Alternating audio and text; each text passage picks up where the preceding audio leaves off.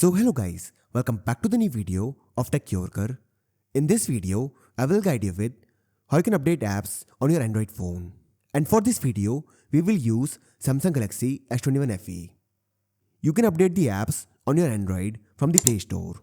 Let's see how. So first of all, open the app drawer on your phone and then open Play Store. After this, tap on this profile icon. Now tap on Manage Apps and Device. Now as you can see here, 30 updates are available. Tap on it.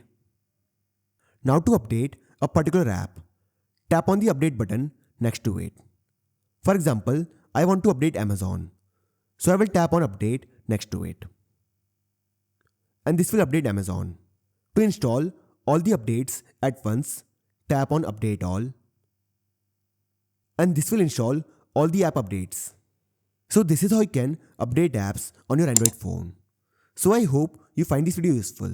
And if you do, then don't forget to like this video and subscribe our channel.